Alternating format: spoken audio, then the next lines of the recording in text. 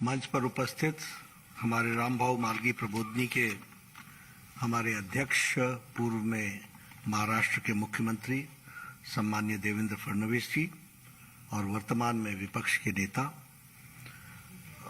मंच पर उपस्थित हमारे अध्यक्ष Indian council for cultural relations के और राज्यसभा में मेरे साथी श्री विनय सहस्त्रबुद्धे जी, हमारे भारतीय जनता पार्टी के वरिष्ठ नेता और संगठक और रामभाऊ मालगी प्रबोधनी के बोर्ड ऑफ डायरेक्टर्स में one of the director Shri V Satish ji, हमारे रविंद्र साठे जी, डायरेक्टर जनरल रामभाऊ मालगी प्रबोधनी, सम्मानित मंच और यहाँ उपस्थित सभी वरिष्ठ सज्जन वृंद और शिक्षा के क्षेत्र से और सामाजिक दृष्टि से बहुत ही जागरूक ऐसे हमारे सभी वरिष्ठ नागरिक बंधु, मेरा ये सौभाग्य है कि मुझे आज इस गोष्ठी में आने का मौका मिला है और आप सब लोग सारे दिन बैठ कर के इस विषय पर चर्चा करने वाले हैं।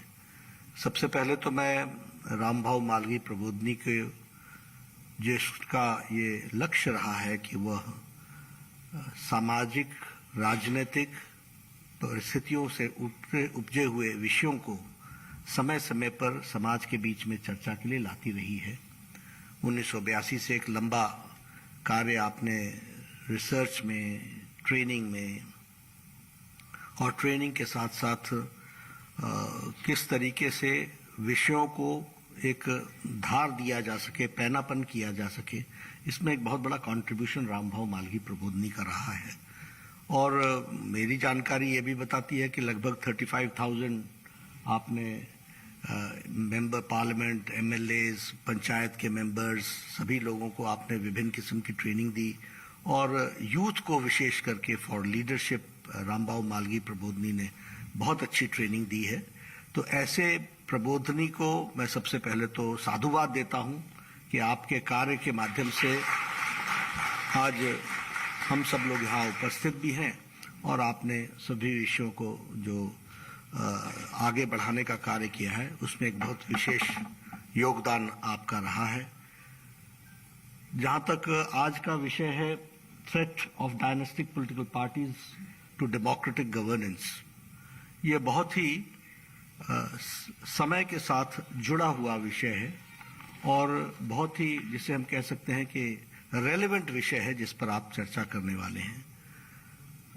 अक्सर क्या होता है कि हम समाज में घटने वाली घटनाओं को देखते देखते इतने आदी हो जाते हैं कि उसको अपने जीवन का पार्ट मान लेते हैं और हम समझते हैं कि ये ऐसा ही चलेगा, इसमें हम क्या कर सकते हैं। और धीरे धीरे राइटसनेस क्या है, राइट क्या है, सच्चाई क्या है और क्या होना चाहिए और क्या नहीं होना चाहिए, इसका बोध धीरे धीरे कम हो जाता है और हम उसके साथ अपने आप को आत्मसात कर लेते हैं। लेकिन इस तरीके के गोष्ठियों के माध्यम से, चर्चा के माध्यम से आप जब उन विषयों से निकलने वाली समस्याएं और उनके थ्रेट्स की चर्चा करते हैं तो निश्चित रूप से एक समाज में एक जागरूक समाज की निशानी भी सामने आती है और जागरूक समाज की दृष्टि से हम उस पर रिस्पॉन्ड करने लगते हैं। तो इसलिए सब्जेक्ट सिलेक्शन के लिए भी मैं रामभाऊ मालगी को और विशेष करके विनय जी को बधाई देना चाहता हूं कि उन्होंने एक बहुत ही सामयिक विषय पर चर्चा करने का प्रारंभ किया है। और मुझे खुशी है कि इसमें हमारे देवेंद्र फडणवीस जी भी पार्टिसिपेट करेंगे, आरसीपी सिंह जी पार्टिसिपेट करेंगे, थम्बी दुराई जी पार्टिसिपेट करेंगे, हमारे वैश्य साहब पार्टिसिपेट करेंगे, महेश जेठमलानी जी पार्टिसिपेट करेंगे, रंगनाथन जी होंगे, देश दीपक जी होंगे, साई दीपक जी होंगे। यानी आपने सभी वॉक्स ऑफ लाइफ से और सभी पॉलिटिकल पार्टीज के दृष्टि से काम करने वाले लोगों को और विशेष करके जो जागरूक लोग हैं, इंटेलेक्चुअल हैं, उनको आपने इसमें जोड़ा है। तो एक तरीके से आपको इसके लिए भी मैं बधाई देता हूं कि दिन भर में जो आप डेलिब्रेशंस करेंगे उन डेलिब्रेशंस में बहुत कुछ निकलेगा। बैठा बैठा मैं ये भी सोच रहा था कि आपने उद्घाटन के लिए भी ठीक ही व्यक्ति को बुलाया है जो भारतीय जनता पार्टी जो एकमात्र इंटरनल डेमोक्रेसी को मेंटेन करते हुए ideological cadre-based party with its all internal dimensions of democracy को मेंटेन करते हुए चलने वाली एकमात्र विश्व की सबसे बड़ी पार्टी है, उसके प्रतिनिधि को आपने बुलाया है तो ठीक ही किया है, क्योंकि वो उन विषयों के बारे में बोलने का हमारा नैतिक अधिकार तो है, क्योंकि we are the persons, we are the champions who have been. तो व्यक्ति के नाते नहीं, लेकिन पार्टी के प्रतिनिधि के नाते आपने मुझे इसके लिए मौका दिया, तो मैं इसके लिए भी आपको बधाई देता हूं और धन्यवाद देता हूं। जहां तक प्रजातांत्रिक व्यवस्था का सवाल है, क्योंकि इंटेलेक्चुअल डिबेट्स तो अगले सेशंस में होंगी, मैं कोई उसमें पार्टिसिपेट नहीं कर रहा, लेकिन कुछ जो मेरी ऑब्जर्वेशंस हैं वो आपके सामने रखना चाहता हूं। जहां तक डेमोक्रेटिक व्यवस्था का सवाल है, प्रजातांत्रिक व्यवस्था में राजनीतिक दल एक महत्वपूर्ण टूल है, बहुत महत्वपूर्ण उपकरण है, और अगर वह स्वस्थ है तो प्रजातंत्र स्वस्थ है, अगर वह अस्वस्थ है तो प्रजातंत्र अस्वस्थ है। और धीरे धीरे प्रजातांत्रिक व्यवस्थाओं पर आघात पड़ने का प्रयास भी होता है और नतीजा भी इसी प्रकार का निकल करके आता है। इसलिए जब हम इस बात को कहते हैं अब डिसीजन मेकिंग प्रोसेस है, तो डिसीजन मेकिंग प्रोसेस किसी पॉलिटिकल पार्टी का क्या है? उस डिसीजन मेकिंग प्रोसेस में रिलेशनशिप बिटवीन द लीडर्स क्या है? क्या दो व्यक्तित्व बराबर की डंके की चोट पर प्रोज एंड कॉन्स पर डिस्कस कर सकते हैं, या एक को टो करना है, एक को फॉलो करना है और एक को डिक्टेट करना है? तो यह रिलेशनशिप भी बहुत महत्वपूर्ण होता है पॉलिटिकल पार्टी के डिसीजन मेकिंग प्रोसेस में। पार्टी का स्वास्थ्य कैसा है, अपना स्वास्थ्य कैसा है, उसके सिस्टम्स कैसे हैं, ये सारी चीजें बहुत महत्वपूर्ण हैं। जो आप सुबेरे हेडलाइंस अखबारों में पढ़ते हैं, वो जो निकल करके आता है, वो इन पार्टियों के रीति नीति संस्कार सिस्टम्स में से निकलता हुआ आता है। इस बात को हमको समझना है।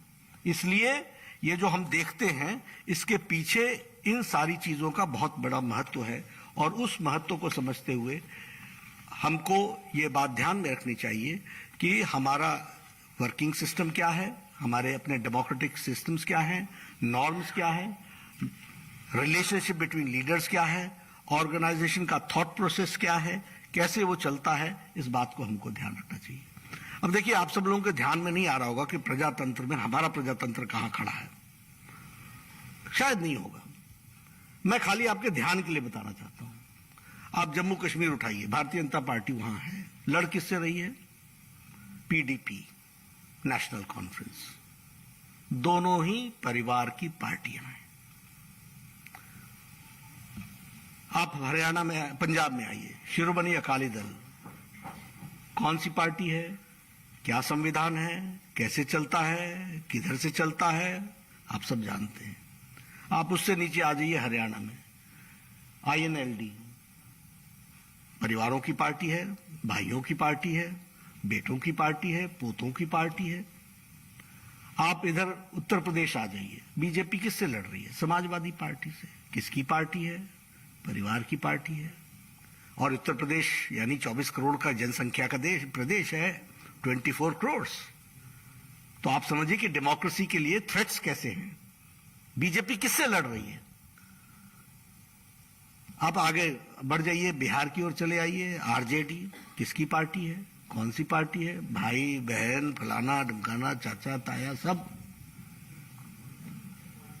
आप उससे आगे बढ़ जाइए, आप वेस्ट बंगाल पहुंच जाइए, दीदी भतीजा, पीसी भतीजा, बाकी छुट्टी।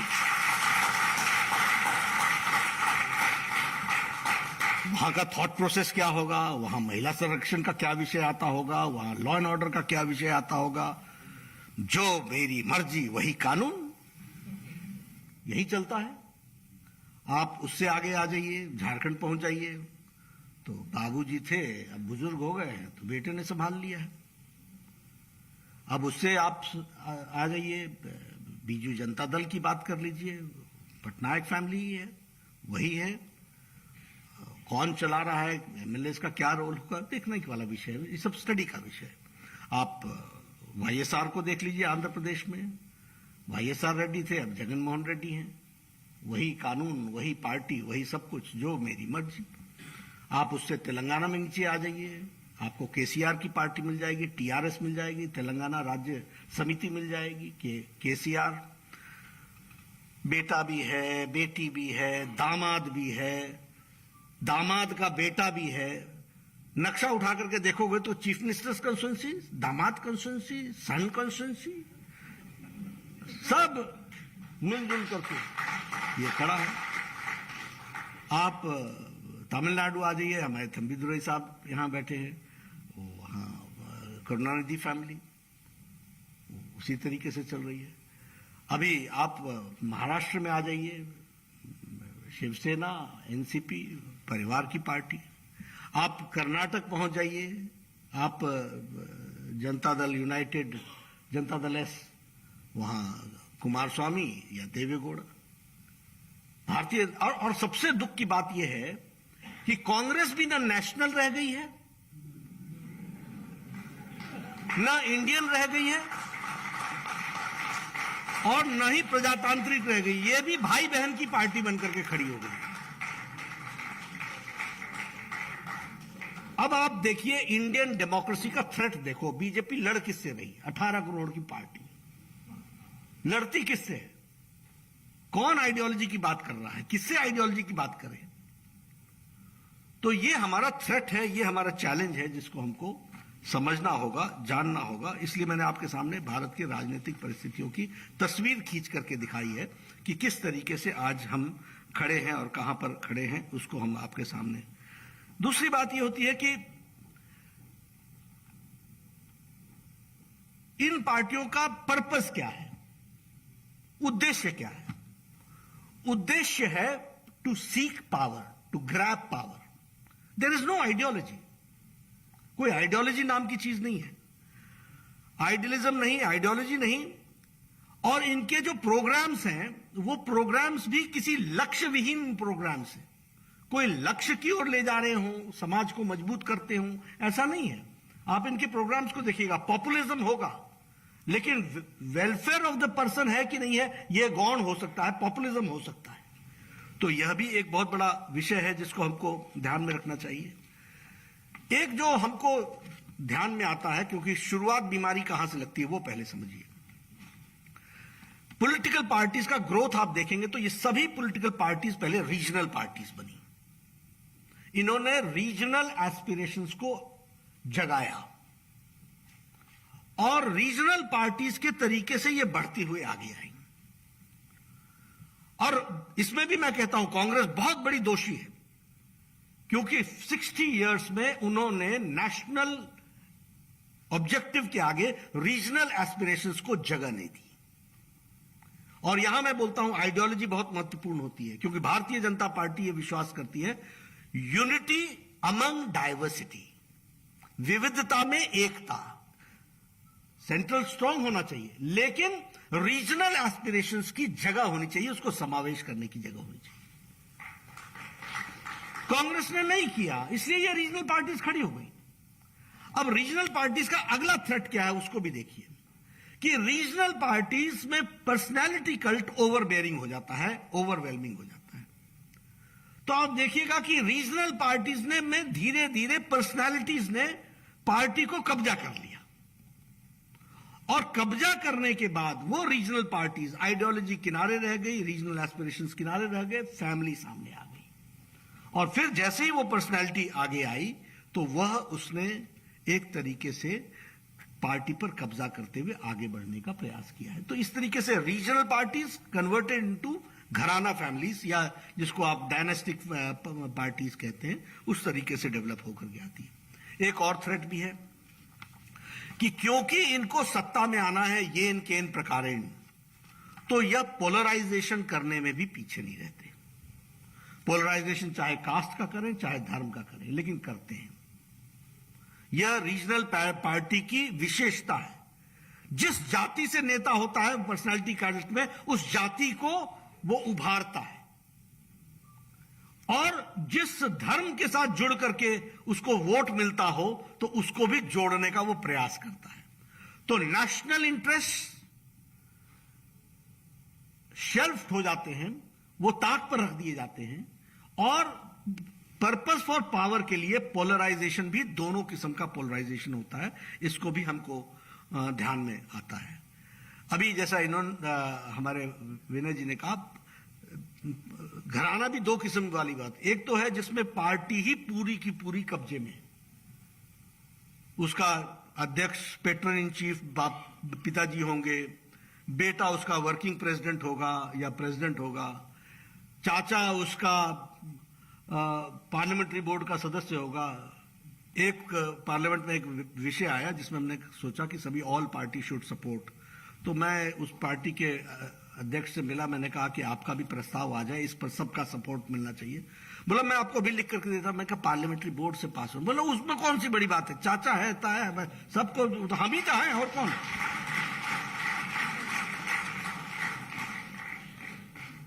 तो ये आप बीती सुना रहा हूं मैं, कोई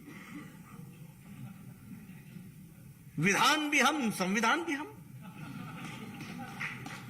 तो हमारे से ये जो चीजें हैं इसको समझनी चाहिए। और दूसरा है, जो परिवार से 3-3 लोग टिकट और सभी लोग जिस तरीके से काम करते हैं, तो फैमिली के दृष्टि से उसमें हमको ध्यान में आता है।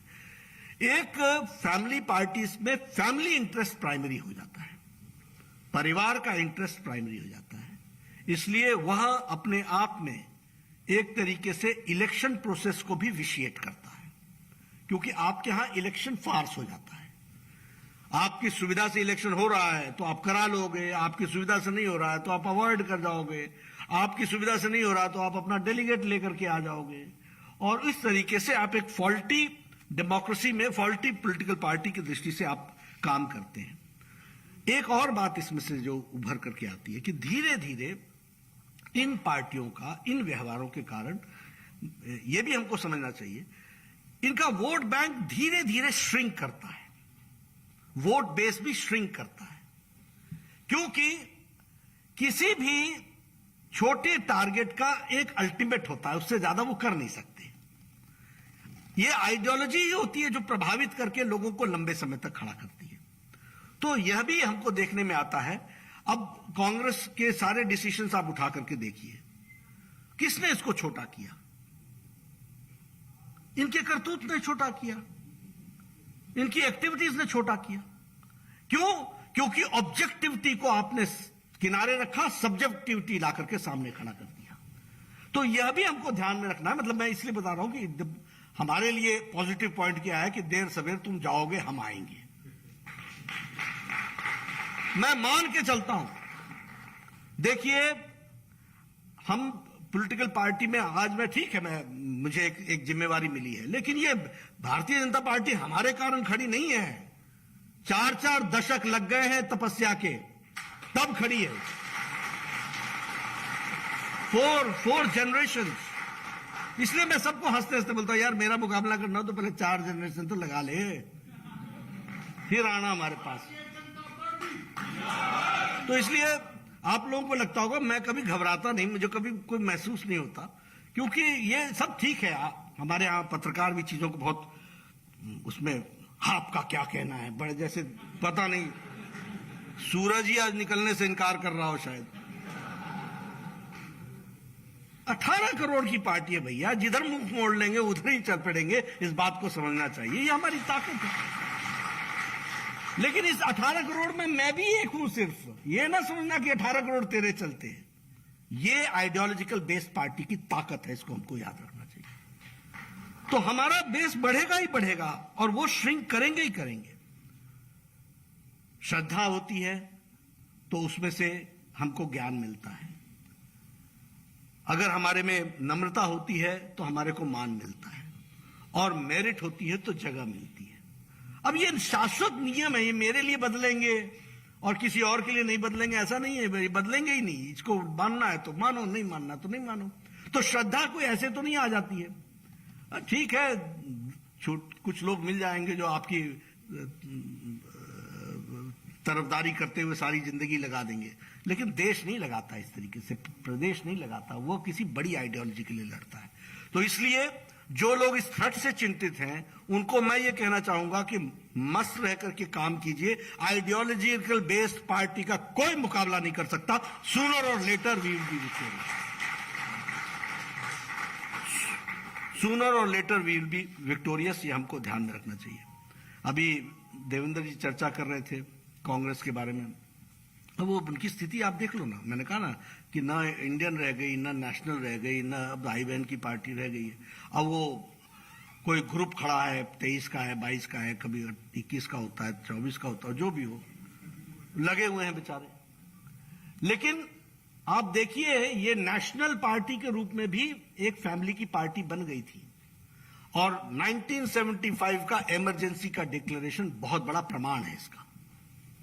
और इंडियन नेशनल कांग्रेस के लीडर के अध्यक्ष के द्वारा कहना India is Indira, Indira is India, इसका बहुत बड़ा प्रमाण है। These are the signals. ये सिग्नल्स हैं जो बताते हैं कि पार्टी की फंक्शनिंग और पार्टी की आत्मा बहुत पहले मर चुकी थी, उसमें जीव रह ही नहीं गया था। लेकिन हां, ऐसी बातों में जब हम बात करते हैं तो हमें इस बात की खुशी है कि हम भारतीय जनता पार्टी के सदस्य हैं। और आप सब लोगों से मैं ये भी निवेदन करूंगा कि हमें जागरूक रखना और ऐसे सेमिनारों में बुलाते रहना ताकि हमको अपनी ताकत भी पता चले, हमें अपनी ताकत भी पता चले और कहां कहां गिरने के स्कोप हैं उसका भी हमको अंदाजा रहे। तो वो हमको समझना चाहिए। आज हम ये कह सकते हैं we are ideological based party, अकेली पार्टी। मैं तो सबके देखता रहता हूं, संविधान से लेकर के आइडियोलॉजी के परिवर्तन देखता रहता हूं। एक ही पार्टी है जिसने 51 में कहा एक देश में 2 निशान, 2 विधान, 2 संविधान नहीं चलेंगे। और आज हम सरकार में आए गए, लेकिन हमारी ये स्टैंड हमारा सदा का सदा रहा। और दुख की बात यह है कि जो इसके प्रोपोनेंट थे उन्होंने राज्यसभा और लोकसभा में ऑन रिकॉर्ड इसका विरोध किया। क्यों? क्योंकि ऑब्जेक्टिविटी खत्म हो गई थी, सब्जेक्टिविटी आ गई थी। जवाहरलाल नेहरू ने कहा था कि ये तो टेम्पररी है, ये तो घिस के घिस जाएगा, it is a temporary arrangement, article 370। लेकिन जब एब्रोगेट करने के मौका आया तो आपको जम्मू कश्मीर का एंगल समझ में आया, देश भूल गया और ऑन रिकॉर्ड कांग्रेस ने विरोध किया। ये हुआ, ऐसा होता है। तो इसलिए हम आइडियोलॉजिकल बेस्ड पार्टी हैं और आइडियोलॉजी के प्रति ही लोगों की श्रद्धा होने के कारण काडर के प्रति समर्पित होने की वाली पार्टी है। तो काडर भी हम हैं और काडर होने के कारण मास फॉलोइंग हमारी बनती है, क्योंकि उस काडर पर विश्वास करते हुए मास फॉलोइंग की तरफ हम आगे बढ़ते हैं और यह डेमोक्रेसी के लिए बहुत आवश्यक है। अब मेरे से पहले कोई अध्यक्ष था, मेरे बाद भी कोई अध्यक्ष होगा, उसके बाद भी कोई अध्यक्ष होगा, यह हम गारंटी से कह सकते हैं। लेकिन ऐसा क्या है रीजनल पार्टी में कि बाबूजी जब तक गए नहीं तब तक तो हम उसके बाद हमें आएंगे ना। ये कैसे हो रहा है? ये क्यों हो रहा है? ये इसलिए हो रहा है क्योंकि वह रीजनल पार्टी का कैरेक्टर उस तरीके का बन रहा है। और हम बैठे बैठे भी विनय जी से डिस्कस कर रहे थे, संविधान में लिखा हुआ है कि discrimination because of birth is unconstitutional, it is against law. लेकिन यहां तो डिस्क्रिमिनेशन ही होता है, इसी को जगह मिलती है क्योंकि आप फलाने के घर में पैदा हुए हैं इसलिए आप पार्टी के अध्यक्ष बनेंगे। और इसकी भविष्यवाणी कोई भी कर सकता है, अभी पैदा हुआ कि नहीं हुआ मालूम नहीं, लेकिन आपकी भविष्यवाणी कर देंगे कि जो भी आएगा वही होगा सल्तनत का इंचार्ज। तो यह हमारी थ्रेट है। लंबे समय तक एक ही आदमी अध्यक्ष चल रहा है, जैसा भी विनय जी बताया कि हम होंगे, हम नहीं होगा तो टेम्पररी होंगे, एक्टिंग नहीं होगा तो बिना प्रेसिडेंट के चलेंगे, लेकिन चलेगी हमारी चलेगी। तो इससे लड़ना भारतीय जनता पार्टी को कोई तकलीफ। मैं फिर आपको बताता हूं कि हमको तो ऐसे ये जो आइडियोलॉजिकल नॉन आइडियोलॉजिकल पार्टीज हैं इसके साथ लड़ना आप समझ सकते हैं कि हमारे लिए कोई तकलीफ का विषय नहीं होता। हम लोग तो डेमोक्रेसी में विश्वास करने वाले लोग हैं, लेकिन प्रजातंत्र के लिए यह खतरा है। और इसलिए मैं ये चाहूंगा कि हमारे इंटेलेक्चुअल्स आज के सब्जेक्ट पर अपना प्रकाश डालेंगे और सारी बातें कहेंगे, लेकिन इसको हमको विषय को उजागर करना चाहिए। आप सब लोग सभी समाज के प्रतिष्ठित प्रतिनिधि हैं और आपकी एक अपनी फॉलोइंग है, आपकी एक अपनी साख है और आपका एक इंटेलेक्चुअल फ्लेवर है। तो मेरी बातों को, जो मैंने क्रूड बातें आपको कही और जो आज दिन भर में आपको कहा जाएगा, इसको इंटेलेक्चुअल फ्लेवर में आप कैसे आगे रख सकते हैं और लोगों को बता सकते हैं, लेकिन इस पर बहस होनी चाहिए, बहस छिड़नी चाहिए। अब 21वीं शताब्दी का भारत और 21वीं शताब्दी के भारत में एक मजबूत डेमोक्रेटिक तरीके से दुनिया में अपने आप को स्थापित कर रहा है और हम प्रजातंत्र में राजतंत्र को लाने का प्रयास हो रहा है। तो इससे हमको कैसे हम निजात दिलाएंगे? हेल्दी डेमोक्रेसी हमारे को चाहिए, वो हमको हेल्दी डेमोक्रेसी के लिए हेल्दी पॉलिटिकल पार्टीज चाहिए और हेल्दी पॉलिटिकल पार्टीज के लिए इस विषय पर चर्चा होना सामयिक है, रेलेवेंट है, आवश्यक है। तो आप सब लोग इसमें जुटेंगे। इन्हीं शब्दों के साथ बहुत बहुत धन्यवाद।